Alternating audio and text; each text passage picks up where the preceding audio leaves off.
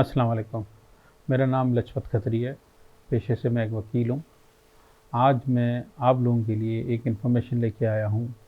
वो है सैलरी और सैलरीड पर्सन का गोशवारा।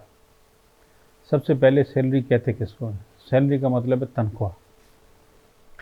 तनख्वाह किस चीज़ को कहते हैं? तनख्वाह का मतलब ये है, कोई भी बंदा कहीं पे भी कोई काम कर रहा है, किसी की जगह पे, चाहे वो कोई प्राइवेट कंपनी हो, चाहे कोई वो गवर्नमेंट की कंपनी हो, चाहे लोकल गवर्नमेंट हो, चाहे फेडरल गवर्नमेंट हो, चाहे जुडिशरी हो, कहीं पे भी कोई भी काम कर रहा है, उसके बदले में जो उसको उजरत मिलती है उसको तनख्वाह कहते हैं।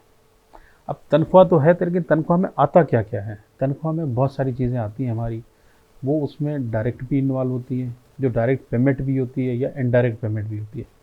अब तनख्वाह में डायरेक्ट पेमेंट कौन सी होती है और इनडायरेक्ट पेमेंटें कौन सी होती हैं, उस चीज़ का डिफरेंस जानने के लिए हमारे पास इनकम टैक्स आर्डिनेंस में सेक्शन नंबर 12 होता है। उस सेक्शन 12 के तहत सैलरी को डिफाइन किया गया है। आज मैं वो आपको बताने जा रहा हूँ कि सेक्शन 12 में आता क्या क्या है। सबसे पहले आपको बता दूं, तनख्वाह तनख्वाह का मतलब ये हर महीने जो आप काम करते हो, उस काम के बदले में जो आपको उजरत डायरेक्टली आपके अकाउंट में आती है या आपको कैश मिलता है, वो आपकी तनख्वाह कहलाती है। सिंपल सिंपल बहुत सादा अल्फाज में, this known as a salary, number एक।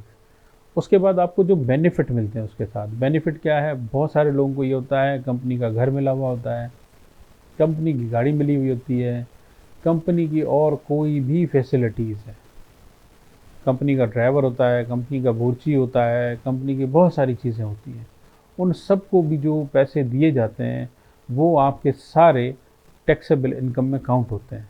मिसाल के तौर पे आपकी तनख्वाह है महीने में 2 लाख रुपए, आपको एक बोर्ची मिला हुआ उसकी तनख्वाह 25,000 रुपये है, और आपको एक ड्राइवर मिला हुआ उसकी तनख्वाह भी 20,000 रुपये है, और आपको या 30,000 रुपये, जो भी आपकी मिनिमम वेज जिस हिसाब से है उससे ऊपर ही तनख्वाह होती है, वो तनख्वाह होती है। आपको गाड़ी मिली हुई है, वो गाड़ी आप क्या करते हैं, उसमें से आधा आप, या आपको अलाउंस मिल रहा है पेट्रोल का उस गाड़ी के लिए, वो सपोज 200 लीटर है, वो होता है।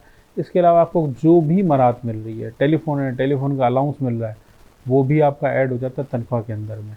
वो आपको सैलरी के साथ में नहीं मिल रहा होता या तनख्वाह के साथ नहीं मिल रहा होता, तो आपको अलग तनख्वाह जो होती है ड्राइवर की ड्राइवर को दी जाती है, बोर्ची की बोर्ची को दी जाती है, लेकिन वो आपकी इनकम में ऐड कर दी जाती है और उस पर टैक्स लिया जाता है। तो उसके कहते हैं टैक्स ऑन सैलरी।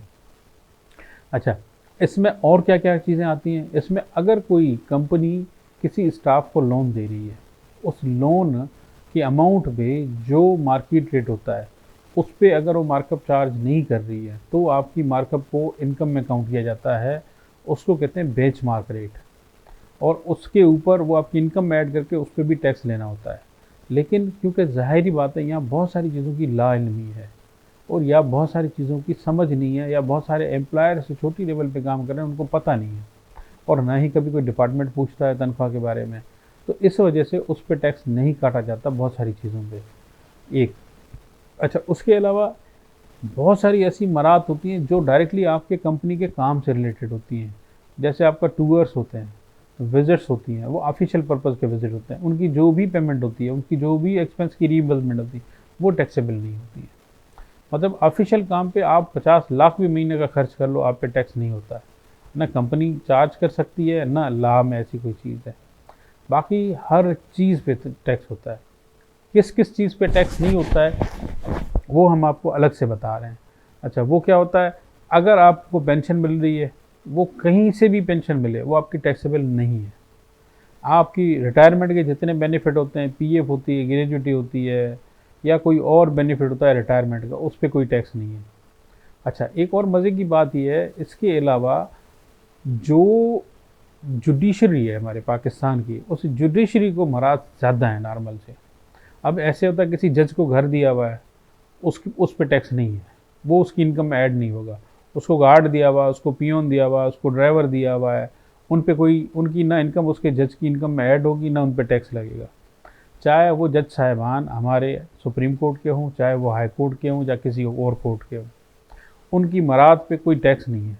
और ये आम आदमी जो भी होता है उन सब की मराद पे टैक्स होता है। इसके अलावा प्रेसिडेंट ऑफ पाकिस्तान है, प्राइम मिनिस्टर ऑफ पाकिस्तान है, इनकी मराद जितनी भी हैं, उनको लाइट के यूनिट मिलते हैं फ्री में, गैस के यूनिट मिलते हैं, उनको और तनख्वाहें होती हैं लेबर्स की, उनके जितने भी लोग काम करने वाले हैं, गार्ड्स वार्ड्स, उन किसी की भी कोई भी चीज़ इनकम में ऐड नहीं होती, उन पर टैक्स नहीं लगता। इवन जो जुडिशरी में जो उनको जुडिशल अलाउंस मिलता है उस पर भी कोई टैक्स नहीं है। हर टैक्स आम आदमी पे है तकरीबन यहाँ पे ना। और जुडिशरी ने, क्योंकि ज़ाहिर बात है उनको ऑफिशियली लॉ में एग्जम्पशन है, तो उस पर कोई टैक्स चार्ज हो ही नहीं सकता।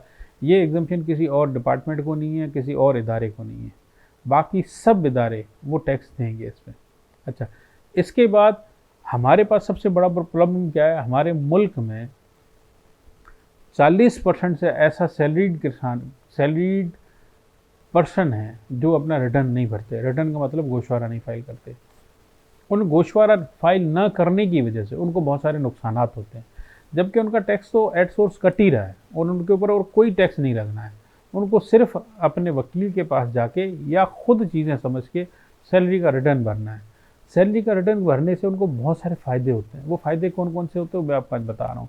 लेकिन सबसे बड़ा उसमें फ़ायदा ये होता है, जब वो फाइलर हो जाता है तो उनमें बैंक से 50,000 रुपये से ऊपर निकालने पे कोई टैक्स नहीं लगता है।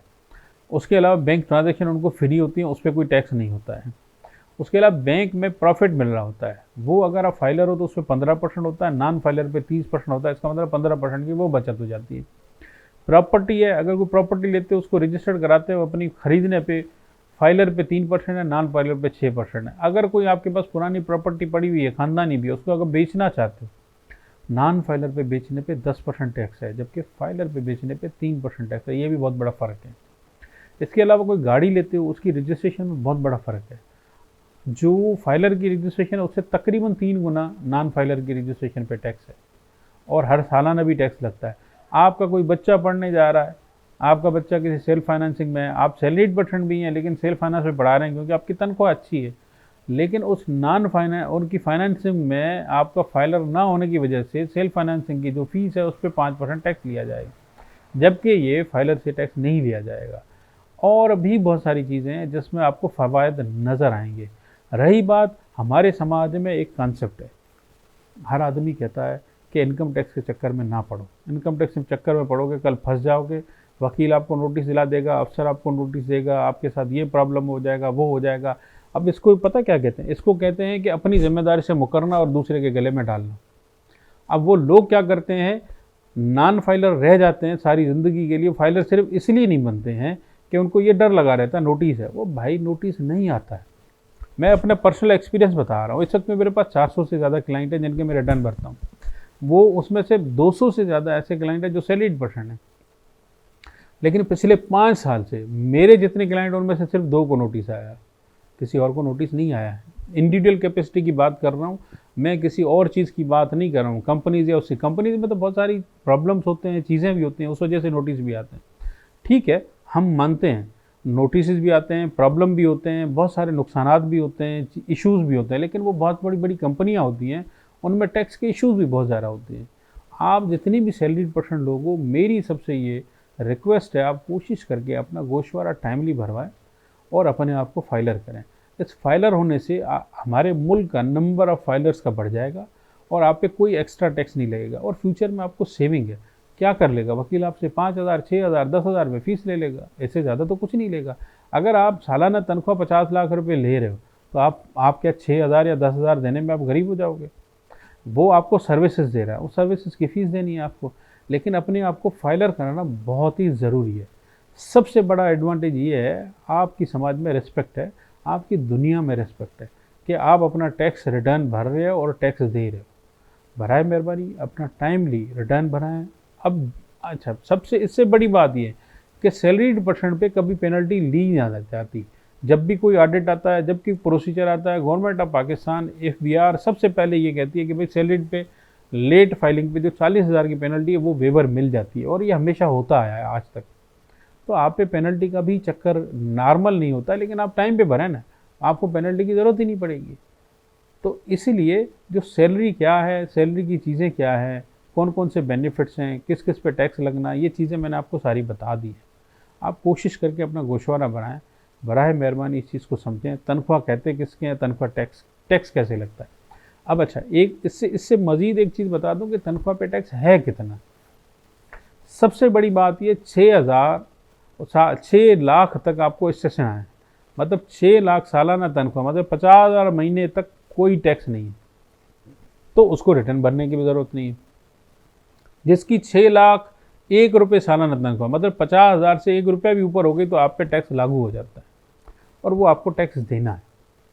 और 6 लाख से लेकर 12 लाख तक जो टैक्स है वो 2.5% है। इसका मतलब है 6 लाख पे 15,000 रुपये, 12 लाख पे टोटल टैक्स है 15,000 रुपये। फिर 12 से 24 लाख पे 12.5% है।